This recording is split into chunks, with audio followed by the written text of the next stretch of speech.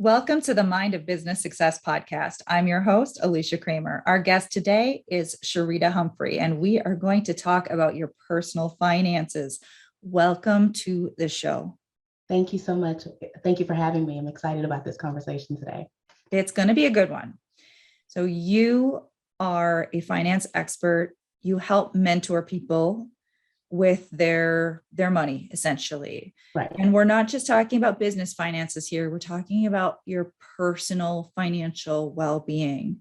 Right. So let's start by talking about the type of work that you are doing with your clients so that our listeners have a good frame of reference for who you are and what you do. So, like you just mentioned, I like to really focus. Yes, I talk about business finances. I'm a former government auditor and analyst, so I used to work with businesses, small, large, and medium size. But one of the things that I saw in my journey as a government auditor and analyst is that a lot of small businesses were lacking in the area when it came to personal finances. They were running some great businesses, but when you started to look at their first matter of business, which is their personal finances, a lot of them, it was all over the place because they were so focused on running the business and creating the business, building sustainable businesses, but they forgot about the foundational things of money when it came to personal finances that was going to allow them to be able to truly grow and scale. Because we know that especially if you're a small business, at some point we may need access to capital. That may mean business credit cards, that may mean lines of credit, different things that's going to still have a direct impact from your personal net worth, your personal debt, credit, and most importantly, how you manage money. Because remember, especially when you're dealing with traditional banking or even micro lenders, they want to be able to know and analyze the risk that you can be able to take on the debt that you have in the business or what you have, the monthly expenses that you have, but also can you handle this if the business was to slow down, if you had a dip in the business, do you have the personal finances and the habits to be able to still manage it and without having to ultimately not default on the loan or the credit card that you had? So that was a focus for me to really be able to educate people on the importance of getting back to the basics. Money management is a basic tool and resource that we need. It doesn't matter if you're going on a career path where you decide that you want to work for corporate America, or if you decide that you want to take that corporate leap and start your business. You have to manage your money. You have to know and take those transferable skills if you desire to be a small business owner. Budgeting is still the same, even when you're doing it from a personal side. It makes it a lot easier when you're doing it in your business. Being able to understand and have the capacity to know when to say no, it starts at home, especially when you're a small business. Because you know what? Sometimes even in our business, for example, we want those new items for our business. We want them for us who are creating content. We want them the upscale things that we see a lot of our colleagues and our counterparts in other businesses. But do we really need it at that point? Same thing applies when we're talking about our personal finances. Wants versus needs. Do we need some of the things? Is our lifestyle having a negative impact on how we're doing things? Because a lot of times we can be making what they deem as good money, but if you're breaking even in your personal finance, it's the same thing that's happening most of the time in your business. So this is why it's so important to me to be able to teach people about money management, teaching them about how to be able to manage your debt.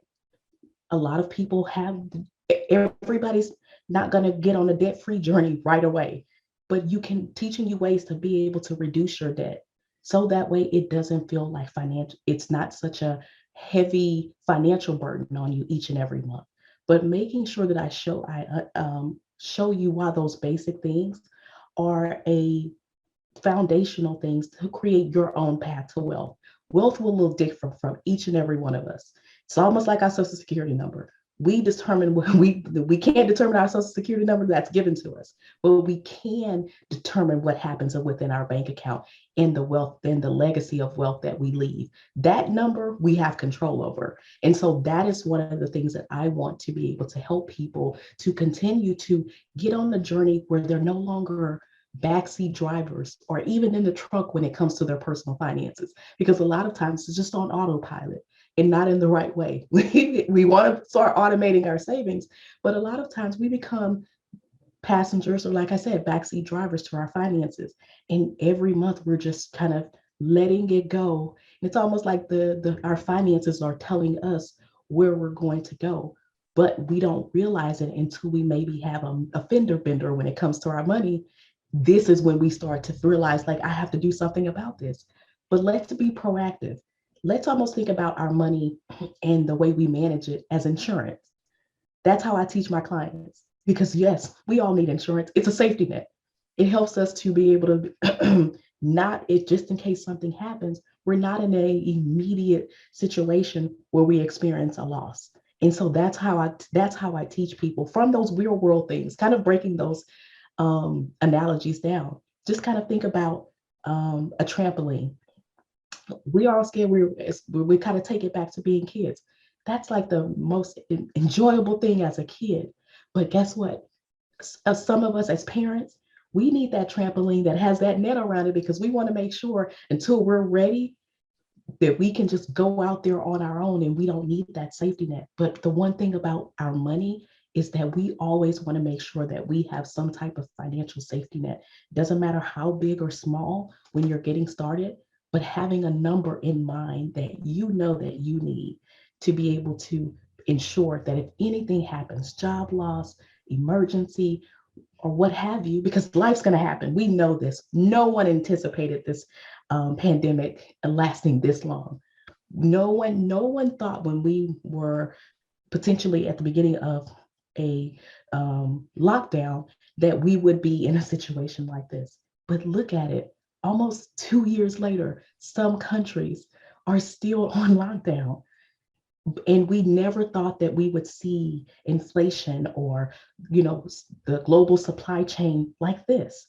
But one of the things is, for those who were preparing and thinking about situations, we didn't think about it like this, but now we know that living paycheck to paycheck, or not managing our money each and every month, or managing our credit, or saving each and every month, it's no longer optional, because we don't know what's going to happen with our economy week to week or month to month. And so one of the things that I like to say to tell people is, guess what? You can determine what the safety net is. And I think a lot of people are like, oh, it seems too big. 3 to 6 months. I know they were talking about that, but guess what? Is 3 to 6 months really something? Is that enough for your household? Does that fit your lifestyle? Does that fit the goals that you want? Because one of the things that for me, when I'm working with people, is I want you to have you on your budget. Because one of the things that a lot of people feel like the reason why they don't want to budget, because it feels restrictive. And I'm not that type of coach. I want you to enjoy the journey of building wealth. And you have to have you on it, because I'm not the beans and weenies and don't do everything, sell everything until you pay off your debt, or until you get to this number. It's not a sustainable thing, especially right now during the pandemic, when people just want to feel like, I want to do something. I want to be able to enjoy my family. You can save, you can budget, you can pay off debt, and you can build wealth. I know it sounds like a lot, but you can do that and still have you on your budget.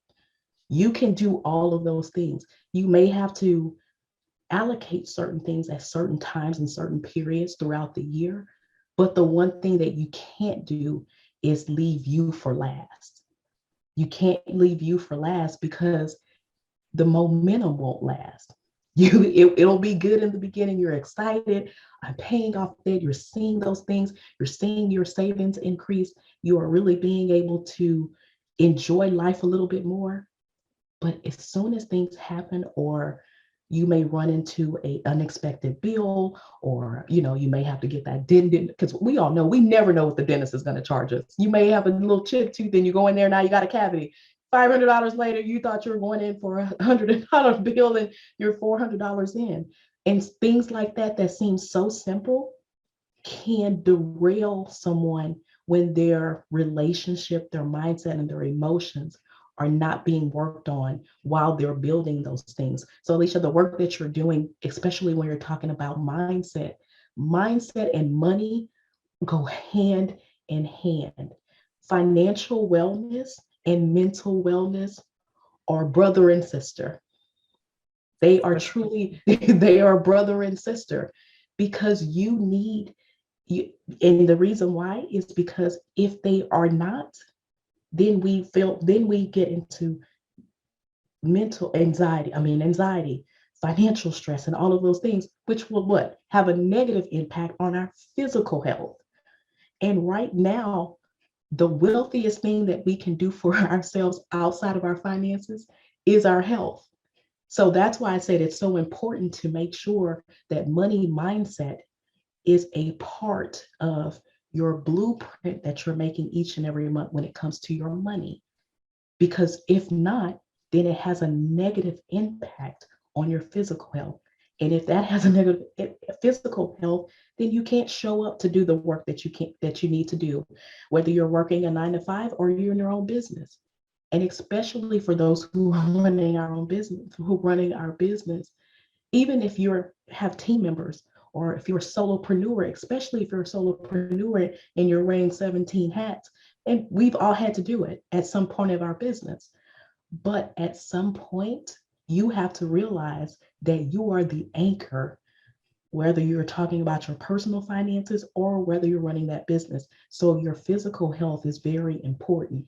And if you can remove negative thoughts when it comes to your money, if you can start to really be able to implement budgeting and savings and managing your credit, those things increased your confidence.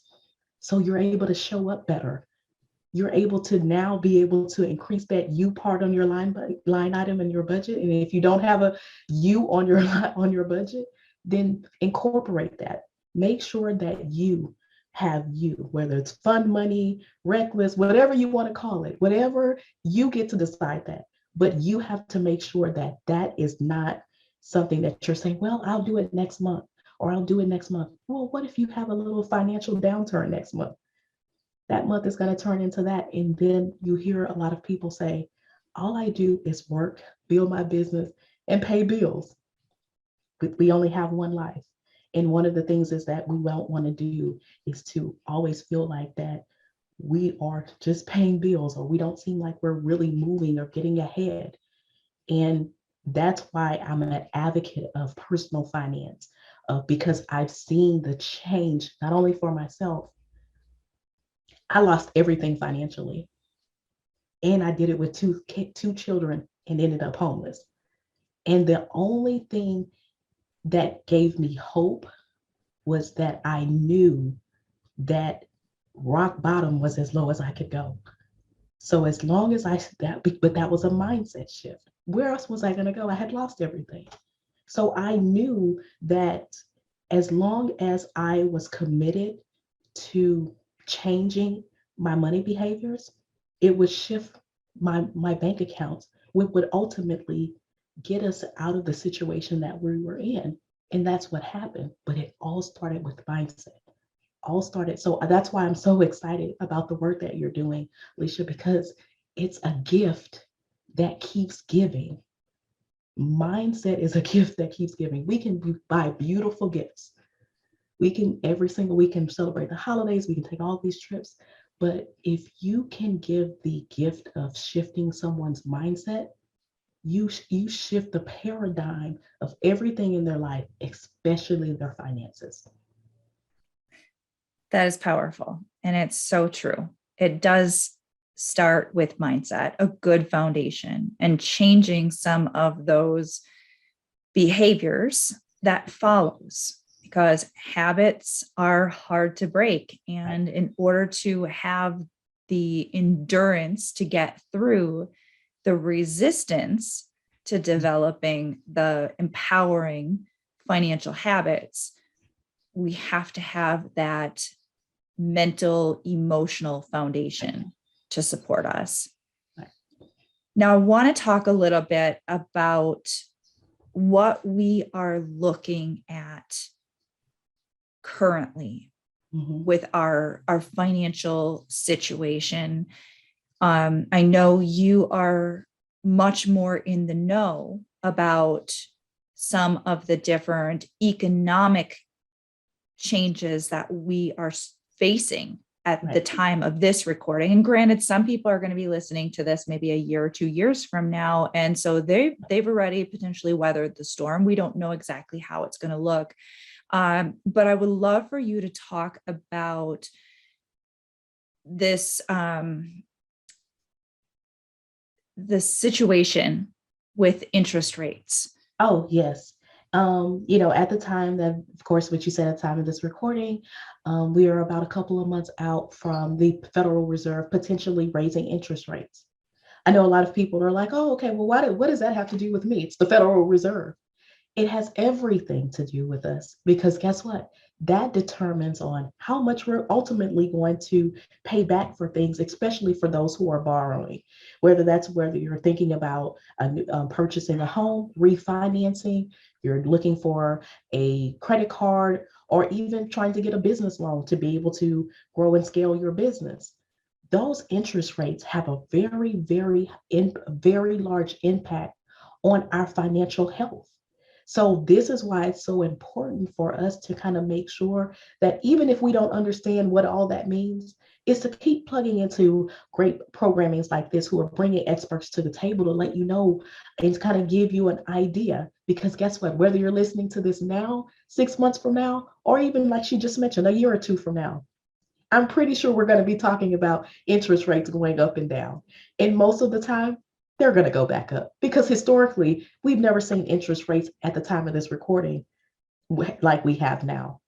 This has really created a lot of new small businesses, because we're able to get access to more things, because the entry point is a lot, is one that we feel like we can manage.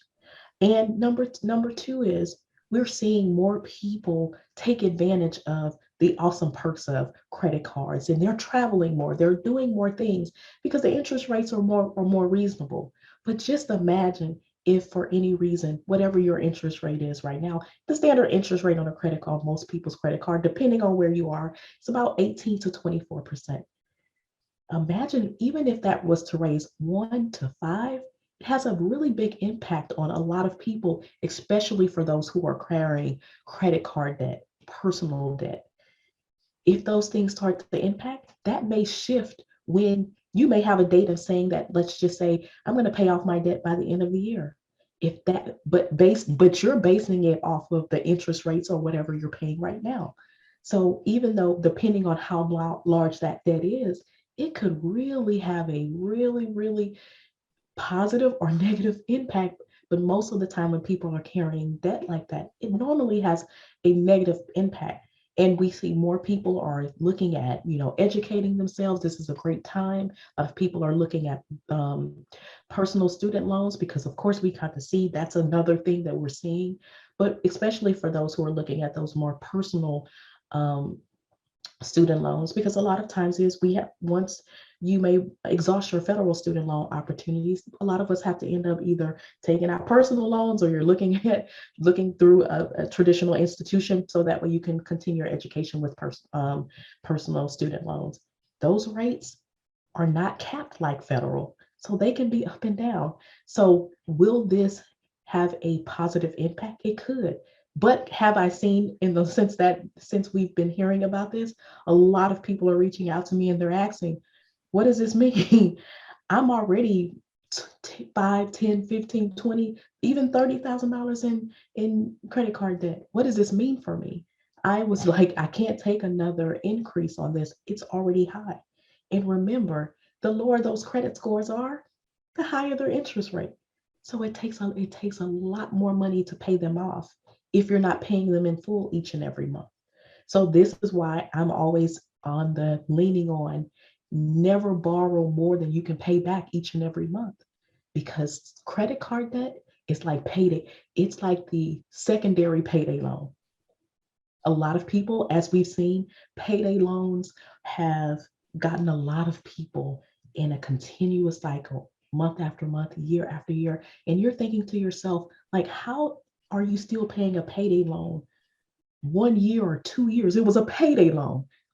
In essence, in your mind, you're like, oh, I'm gonna pay it back when I get when I get paid on the next one.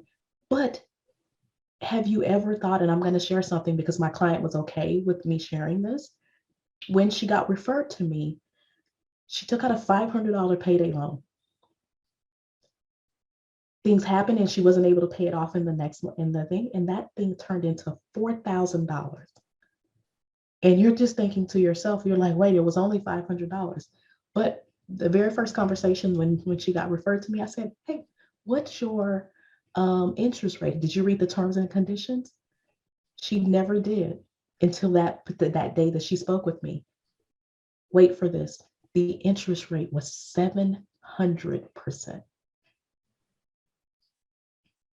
That's terrifying. And so she was happy because she was finally, okay, I'm speaking with someone who can help me. But at the same time, she was emotionally upset that she never looked at this. And she's like, how is this possible? How can I be paying 700%? That doesn't even seem real. And I know for anybody listening to this, if you want to know, most people are between, especially when you're looking at those payday loans. And I'm not trying to kind of and try to discourage you. I know things happen. But if you're thinking about a payday loan, what I want you to do is I want you to go to Netflix and look at the Scott Tucker story. It's all about payday loans. People were talking about this, millions of people across the country. Some people had maybe 20, 30, 40, 50%. And then you're going to hear shocking 900% interest rates. So this is why it's so important for us to talk about it, because can you imagine?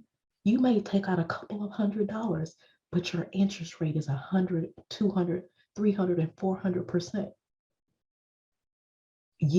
This is how this negative cycle can happen. And then and then what do they call it? The hamster wheel of finance, of financial turmoil. So what seemed as I just need help for right now for this emergency or this financial situation has now turned into what seems like, when you're looking at the bank accounts or you're looking at the statement, it feels like a burden that you're never going to get rid of, because you keep seeing every single payment is hitting interest, and then they're charging additional fees, and then this, and then this. So this is why it's so important for us when we're thinking about applying or looking at wants versus needs, understanding that reading and knowing what the interest rates are and what the terms and conditions are so important. Because a lot of times what I hear, even with people with student loans, they're like, I signed the promissory note and I didn't realize that I'm going to feel like I'm in a marriage with these loans, because it started so low. Now it's six figures. And that's because of the interest. So I'm excited to continue to talk about conversations like this, because these are conversations that we need to have. Yes, we have a lot of stuff going on, but so many families are living paycheck to paycheck that we can't keep sweeping conversations like this under the rug. But we also have to understand that a financial band-aid, or just putting a piece of something without implementing mindset, it's just that, it's a band-aid. So now let's talk about mindset, but from a slightly different perspective. Okay. So you as a business owner, I'd love to find out from you, Mhm. what maybe one significant mindset obstacle you had to overcome in your own business to get to where you are today? Imposter syndrome. I don't even have to think about it. Imposter syndrome. And the reason why it took me there, it took for me in my standpoint is because I shared earlier in the conversation that I didn't come from a family where we talked about money. It was taboo. We didn't have money conversations. We were just trying to keep our heads above water. So my mom always told me I was a rebel, and not in the sense of, doing anything bad or anything like that. It was that I was the person who always was like, I got to figure out something else for me. So she used to always tell me I was a rebel. I remember telling her, no, I'm a trailblazer. And she just looked at me. She's like, where did you get that word? The library. I was just like, I started to learn some new words I wanted to add to my vocabulary. And I was like, no, mom, I'm a trailblazer. So even though I ended up losing everything financially, I used that trailblazer spirit and I learned everything that I could about managing money, building wealth, and all of the things that it was going to take me so I would never go back there. So the number one thing that was on my job was to work for the government. And I did that. I went from homelessness to securing the job to work for the government. And that was my bucket list job. I didn't have a thought to become a business owner because I had never seen any business owners that went before me. But one of the things that I saw was a problem. And remember, I told you guys, my mom said I'm a rebel. So I said, you know what? I told my mom, I was like, Mom, as a public servant, I can't help people. I can't teach them all the things that I know. And that was a problem for me. And so I was just like, I couldn't sleep. So I decided we only got 12 paychecks in a year for the part of the government that I work for. I said, I'm not leaving my job until I have a safety net. And I did that. And I was just like, because I know how hard it is to build a business. And I did that and I left my government job to do this work. But even the day that I turned in my 2 weeks notice, my supervisor was like, you're so young. Are you sure? You can retire. This is a this is a sure thing. Entrepreneurship, you've seen it, you audit these businesses. It's not, I don't know about it. I don't know. Are you sure? So I was like, yeah. And I left. But the day that I turned it in, imposter syndrome kicked in because I was just like, I'm a young woman who was homeless. How will I be able to translate this to people to make them understand that I can help them change their financial trajectories? And so it was hard for me to continue that, especially very early on. So I heard one of my favorite shows is Golden Girls. Don't judge me. And I used to watch that all the time. And it was something about those four women that really just pulling it together that I looked at it like, okay, if they can do this and they're doing this at older age, why can't I do this? And so I just started to keep saying and telling people who I am and what my story was. And at some point, I knew that I was building confidence, but it was like an up and down thing. I felt good, but then I was just like kept doubting myself. And I knew from there that I had to incorporate therapy into my business. It had my business was if it was that important to me, then I had to invest into me. And I had to be able to work through and find out and get to the root of what was causing imposter syndrome. So when I said that it was a part of my business, even though it wasn't a personal expense, I'm the business owner. And if I can't show up and be confident, then I can't help anybody. So for me, imposter syndrome is the reason why I've been able to build this business because I've gained a confidence I've never had before that had nothing to do with my bank account. I can actually show up and be confident and know that I add value to the marketplace. And I might not be the coach for everybody, but there are people who are looking for me just like I'm looking for them. This is the perfect time for you to share with our listeners how they can connect with you. So again, like I said, I'm Sharita Humphrey. You can reach me over at my website, sharitamhumphrey.com. I have an amazing Facebook group of financial trailblazers who are creating their own path to wealth. It is called the Money Mindset Movement. I'm Sharita MH on all social media platforms.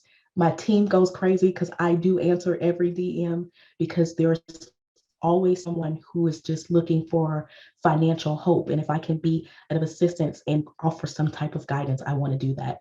If anybody's listening, I will definitely, I have something called the Money and Life Guide, just to be able to kind of just help you understand how your life and the legacy that you're building is tied into the wealth that you're building. So this is a freebie that I love to be able to share with people. So if you reach out, we'll definitely get that out, and I'll actually send it over to you so that way you can listen to it, give it out to your listeners. But I'd love to be able to help you become financial trailblazers. I am determined to help create 100,000 trailblazers this decade. That is the goal that I'm on, and I'm trucking along, and I'd love for you to be a part of my community. That's beautiful. Awesome. Thank you so much for being with us, sharing all of your energy, all of your wisdom. And of course, we have to thank all of our listeners. If you haven't already subscribed, please make sure you do so. And until next time, we will see you in the next episode. Bye, everyone.